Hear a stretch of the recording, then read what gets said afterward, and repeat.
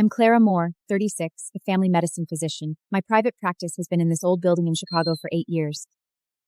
This old medical desk belonged to my grandma. Sitting behind it every day makes me feel grounded. My husband is Ethan Carter, 5 years older than me. He said, "You're too busy. The clinic is Ethan matters more than your husband." I didn't argue because, right, I don't overcharge, and I never push unnecessary treatments. When I was 15, she handed me her handwritten metaclamal journal. I never let it leave Steve, and I married him. We've been married 6 years, no children. We received a tip suspecting Clara Moore of an unethical practice and using unauthorized medical protocols. We also need proof of origin for all your treatment protocols. Proof of origin. Someone reported your protocols as plagiarized, not original to you. We need to verify. My hands began to shake. Those protocols were passed down word by my grandmother. When I was 15, she handed me her handwritten medical journal. She said, "Clara, this is the root of our Moore family." I never let it leave my side. Now they called it plagiarism. After the health department left, I called Ethan Carter. His name was on the complaint. "Claire, we organized those protocols together. They're marital property. Now we're divorcing. They should be split." He had helped scan, file, and digitize every protocol carefully. I thought he did it out of love. Now I knew he was collecting evidence. Ethan, those protocols were passed down to me by my grandmother. They're the Moore family legacy. Grandma is gone. She left no will. Legally, who they belong to is unclear. You want to open a chain of clinics? It's none of your business. The sunlight outside was bright, but I felt cold. The handwritten journal was locked in the drawer, yellowed and frayed. Grandma's handwriting was neat and elegant. Every character was like her. She always said, "Passed down to women only, Moore family rule." The next day, the health department shut down Moore's wellness clinic and sealed my cabinets, desk, and computer. Dr. Moore, what's wrong? Nothing. Back home, I flipped through Grandma's old records. Some handwriting was faded, but at the end of every protocol was a line, "Moore family female hair." Grandma never lied. Her skills were only passed to daughters and granddaughters. I was her only granddaughter. I couldn't sleep that night. I remembered her on her deathbed holding my hand. "Clara, keep these records safe. Protect them." I protected them for 8 years. Now, someone was trying to steal them. We are willing to settle out of court, but the condition is that you give up the ownership of the No. program. You can't win. He also has a share in those plans.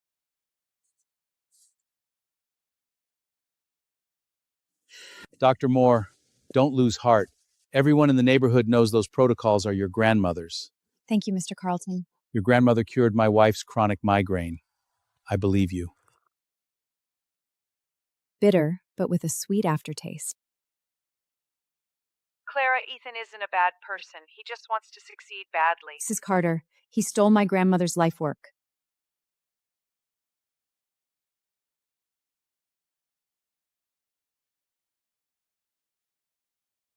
I understood she was a mother, but I was also my grandmother's granddaughter.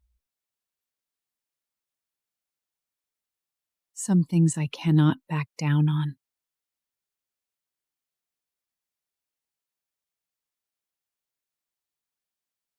I found Grandma's old patient, Maria Wallace, 93, living in a nursing home on the outskirts. She sat in a wheelchair, white-haired but bright-eyed. "Are you Dr. Moore's granddaughter?" "Yes.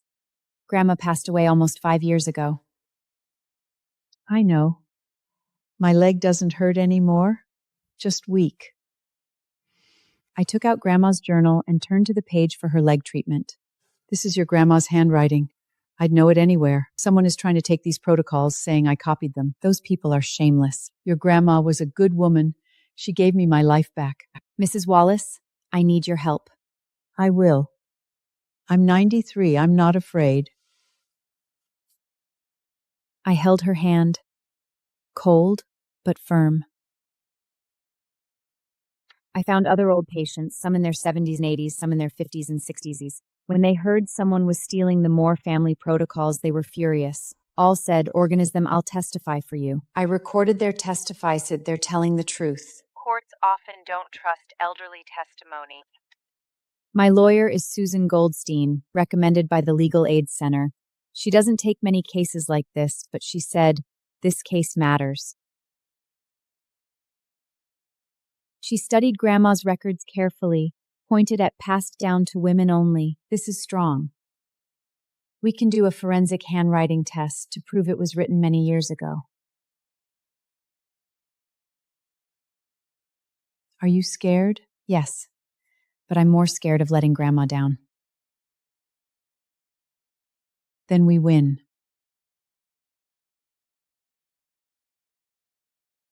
Ethan's lawyer denies Grandma wrote it. They say I added it later. I've already applied for forensic testing. Ink composition, paper age, everything will be verified.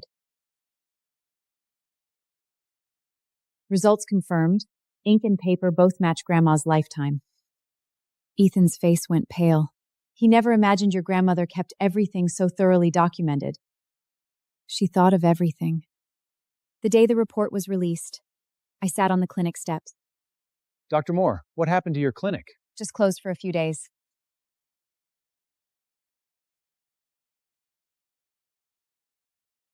Grandma, are you watching? The ambulance siren wailed in the distance. Urgent, pressing, like the city's heartbeat. On court day, Maria Wallace came in a wheelchair. Her daughter had pushed her for hours from the nursing home. The courthouse had steps. Her daughter couldn't lift the chair alone. A bailiff helped. Maria sat in the witness chair, hands resting on her lap, trembling, not from fear, but from age. Do you know the defendant, Clara Moore? Yes. Her grandma treated my leg. Do you still remember that treatment? Yes. After her care, my leg stopped hurting. I'm 93, and I can still walk. How can you be sure it was her grandmother's work, not someone else's? I watched your grandmother write. It's exactly like the journal. That woman had beautiful handwriting. Order.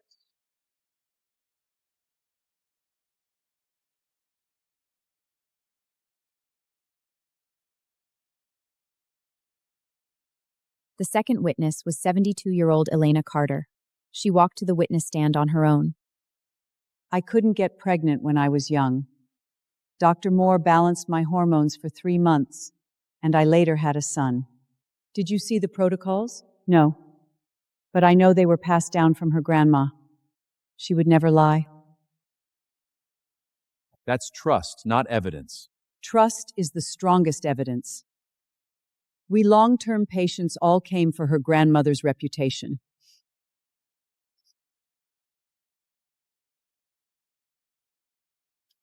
Her pulse was racing. She was overwhelmed. Thank you.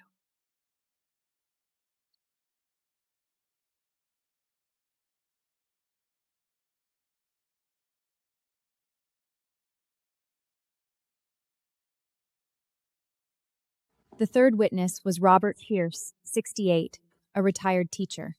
My asthma has been under control for years. I have chronic asthma. Dr. Moore put me on a long-term control plan. I haven't had an attack in years. Did you see the protocols? Yes, on her desk. The paper was yellowed, not new. Are you certain this is her grandmother's handwriting? I taught for 40 years. I know handwriting. That is an elder's writing, not a young person's. You can't fake that. Ethan sat at the defense table, looking worse and worse. I could see he was nervous. Sweat on his forehead. I once loved this man. Now he sits across from me, like a stranger. The recess, Ethan's lawyer offered a settlement. We've agreed to relinquish all rights to the protocols on the condition that Clara drops the false allegations against Ethan. This is acceptable. No. I want a public apology from Ethan Carter. This will drag the case out for a long time. Let it drag. Those protocols were my grandmother's life's work. She never bowed to anyone. Neither will I. Susan stared at me for a long time, closed her file. All right? I'm with you. Her hand rested on my shoulder, steady as stone. For the first time, I didn't feel alone.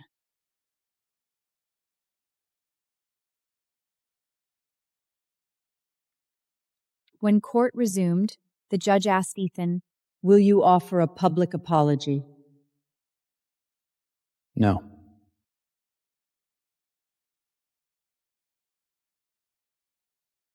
Do you still maintain that those protocols are marital property? We organized them together. It's unfair to her to keep everything.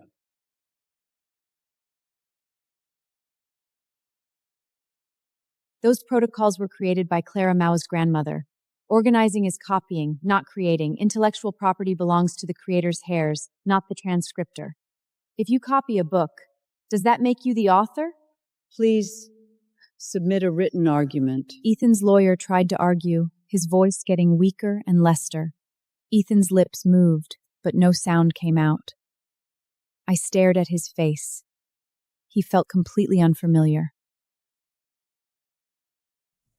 Maria Wallens came again. This time she brought a small cloth bag containing the handwritten treatment plan Grandma gave her nearly 30 years ago. The paper was brittle, ready to crumble. This was written by your grandma. I kept it all these years. Your Honor, I move to admit this as evidence. Let me see. Objection. Let me see.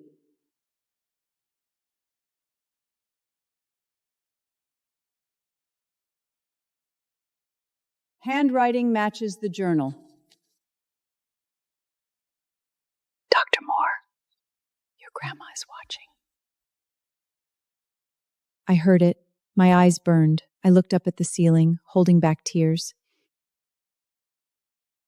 All treatment protocols belong to Clara Moore, the sole heir of the Moore family. Ethan Carter is forbidden from using or transferring them in any form. Ethan Carter is fined for false accusation and ordered to pay all legal fees.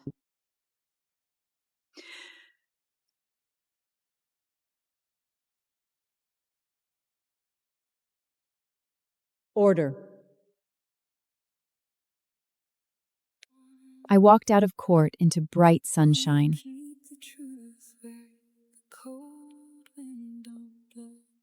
Dr. Moore, your grandma is smiling down on you. She's smiling.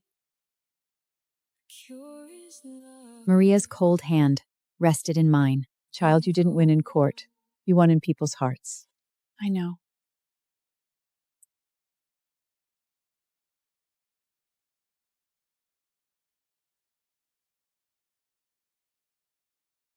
Ethan did not appeal. He closed the chain clinic he was preparing and reportedly moved to another state. He never touched the protocols again. I don't know if he regrets it, but I don't care. He and I were nothing to each other now. I packed his things and sent them to his mother's address. No note, no call.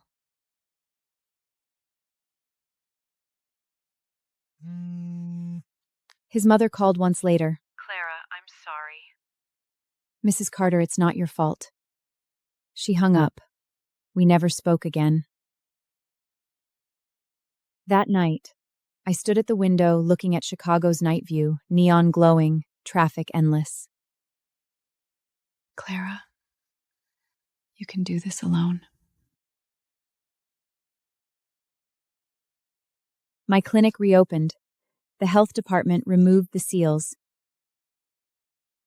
I rehung the Moore's Wellness Clinic plaque, polishing it several times until the wood was clean and the words clear.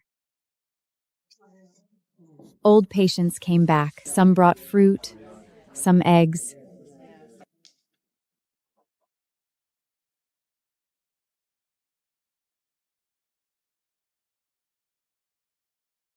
Dr. Moore, you've lost weight. I haven't.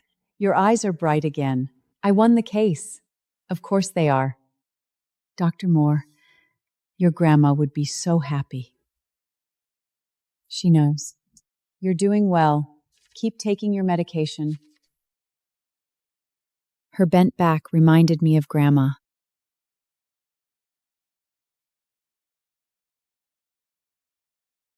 I took out my grandmother's medical journal and scanned every single treatment protocol into an encrypted hard drive. I also made a set of physical copies and locked them in a safe. but I still used the original journal every single day. As I flipped through the pages, I could feel the traces of her fingers. Sometimes I felt as if she was still right here with me. What are you going to do with those protocols? Keep using them. Aren't you afraid someone will try to steal them again? I'm not showing them to anyone anymore. No lending, no copying, no digital records outside my mind. How will you practice medicine? I've memorized all of them. As long as patients get better, that's all that matters. You're really stubborn. So are you.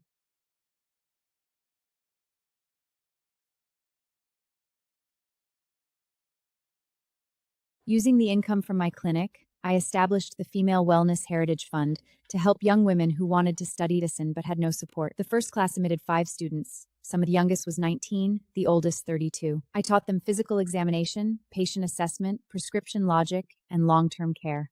Teacher Moore? Call me Dr. Moore. Dr. Moore. They did.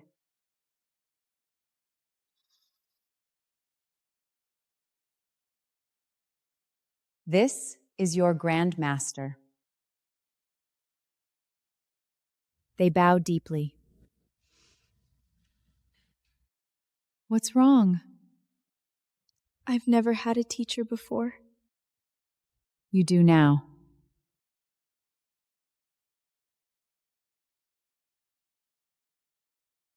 I printed my grandmother's core medical principles onto postcards. Each postcard had one principle and patient testimonials on the back.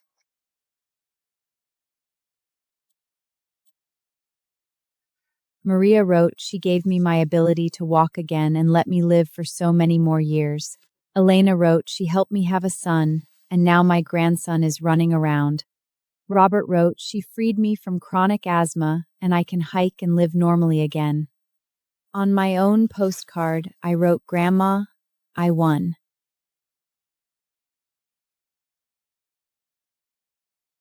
The postcards didn't sell well, but I gave them to every patient who came in. This warms my heart more than any medicine. Grandma always said, medicine heals the body, kindness heals the heart. Susan called me and said Ethan had opened a small clinic in another city. It wasn't a chain, and he didn't dare use any of the Moore family protocols. What is he using to treat patients? I have no idea. We didn't talk about him anymore. It started raining outside. I leaned against my examination desk and listened to the rain. I told myself, from now on, I walk this road alone. The rain grew heavier and heavier, pounding loudly against the window. I turned off the lights and sat in the dark. I don't know how long I sat there before the rain finally stopped.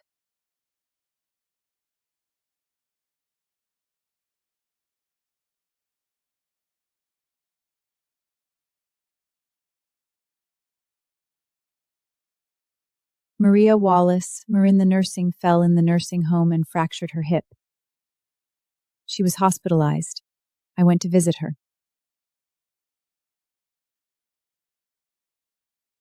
Dr. Moore, I don't think I can get up this time.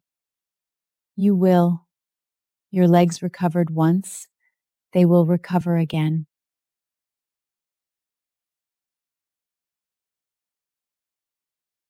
I checked her vital signs. Her pulse was weak but steady. You're going to be fine, if you say so.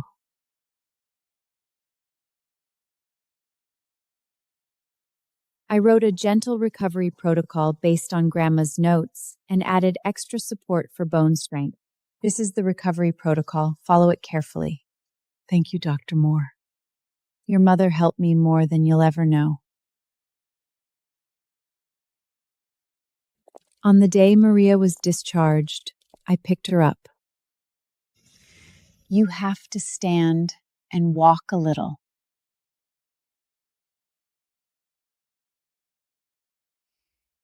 She held on to a waker and stood for a moment. Her legs shook, but she stayed up. Mom, you're amazing. Dr. Moore said I could.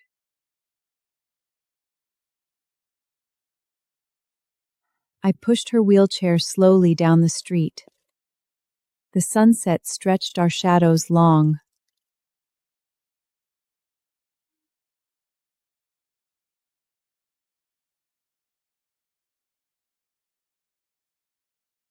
Dr. Moore, take care of yourself. I will.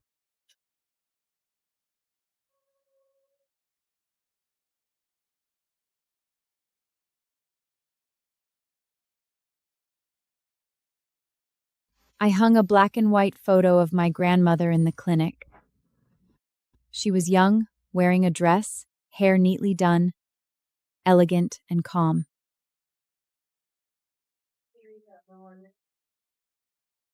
Who is this?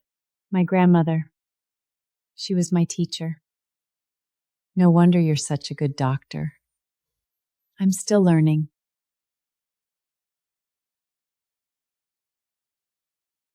You're better than she was. No. I never learned as much as she did.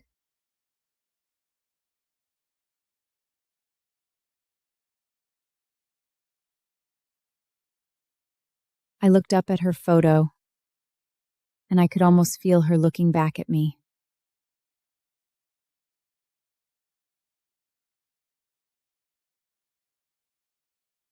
A young woman came from out of state, hoping to apprentice with me.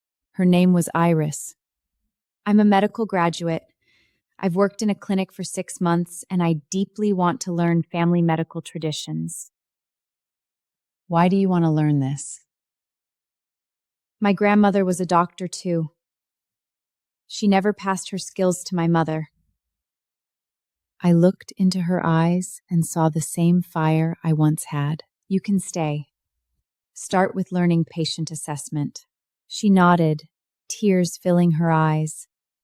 I asked her to bow 3 times in front of Grandma's journal. She bent so low her forehead nearly touched the desk. A tear fell onto the journal page. Don't cry. Grandma didn't like tears. She laughed through her tears. Iris learned extremely quickly. Within a month, she had memorized dozens of treatment protocols. I let her shadow me during appointments and take detailed patient notes.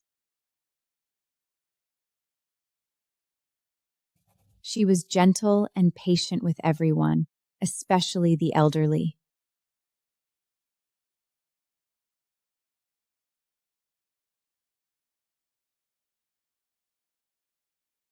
Dr. Moore, you've found a wonderful apprentice. She works harder than I ever did. Iris looked down shyly. Don't be shy. It's a good thing patients like you. I'll keep working hard, teacher. I know you will.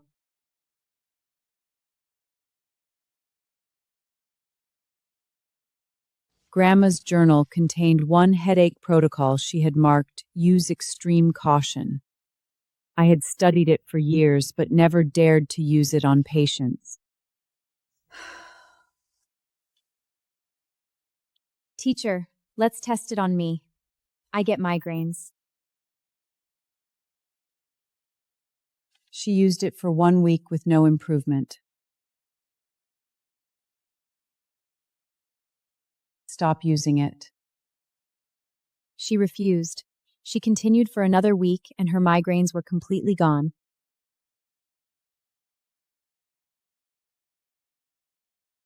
The protocol finally worked. She copied the protocol into her own notebook. Write from Grandma. I should write from teacher. It's the same thing.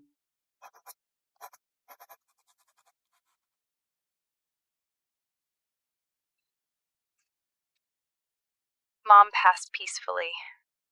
She told me to thank you, Dr. Moore.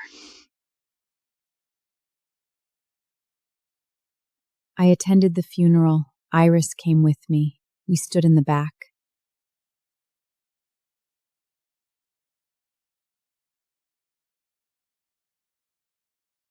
Teacher, are you sad? Yes, but she lived a full, long life, 93 years. Still, tears rolled down my face.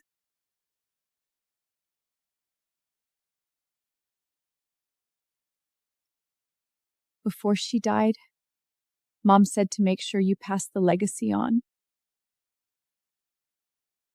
I will.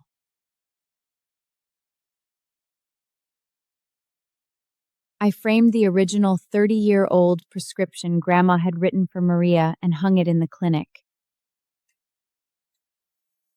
Next to it, I wrote the line Maria had said, 93 years old and I can still walk.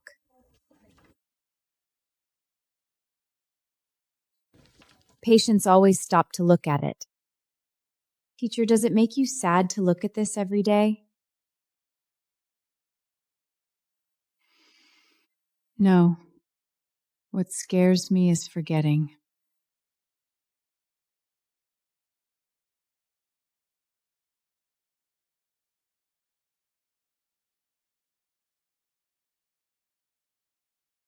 I heard less and less about Ethan. Eventually, people said he closed his clinic and moved away. No one knew where. I never asked. Teacher, do you hate Ethan? I thought for a moment. No. He copied the protocols, but he could never copy the heart behind them. Iris looked confused. You'll understand one day.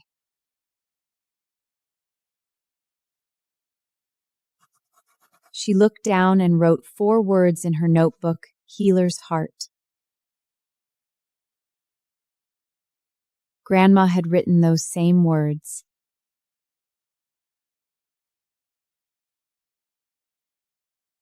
The Female Wellness Heritage Fund supported its 5th group of students. One girl came from a poor rural family and could not afford medical school, but she studied with more focus than anyone else. How many medications do you know now? Over 200. That's excellent.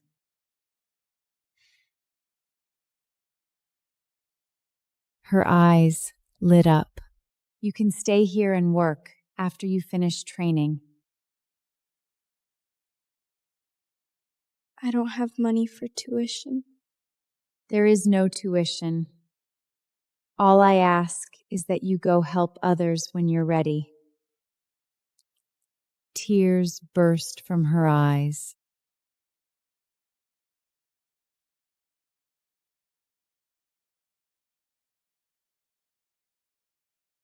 Iris saw her first patient completely alone.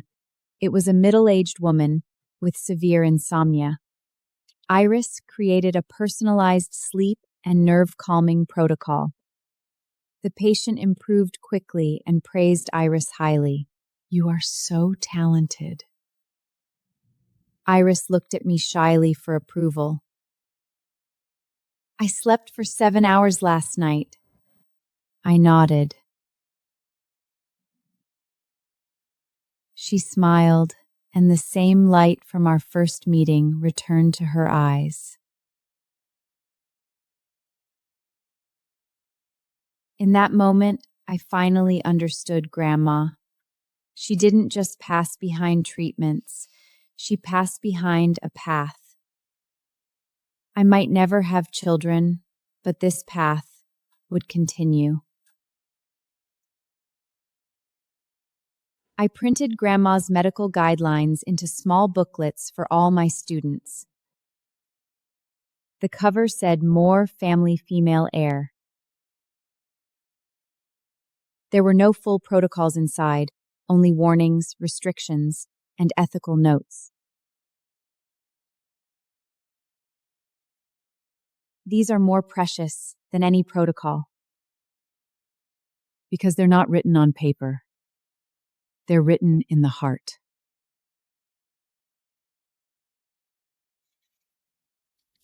I keep the booklet by my bed and flip through a few pages every night before sleep.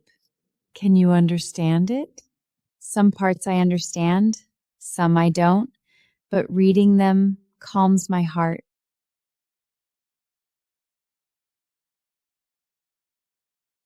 We held our first female wellness heritage lecture.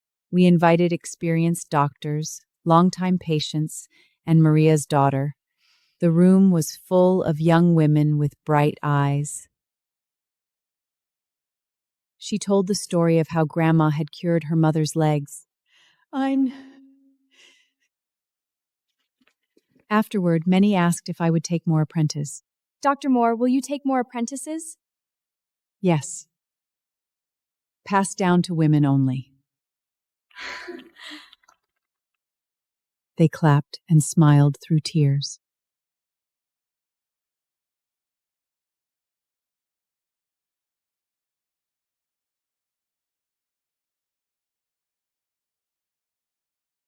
The clinics expanded. I rented the space next door, knocked down the wall, adding a new waiting room. The walls were covered with thank you banners from patients. One read, Healer's Heart. Grandma had an identical banner.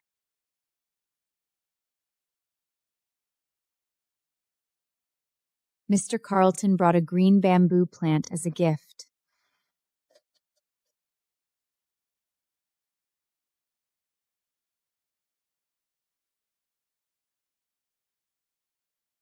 It's alive, just like your family's legacy. It's alive.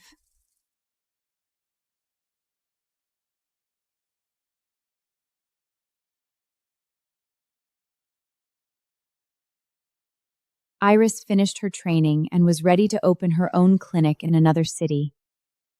Before she left, she gave me a thermos with Dr. Moore printed on it. You have good taste in gifts. I'll miss you, teacher. Come back anytime. After she left, I stood in the clinic and looked at her empty desk. Inside the drawer, I found her notebook open to Grandma's migraine protocol. I placed it under the glass on my desk, the sunset shun on it, the sunset morgue on it, making the words glow.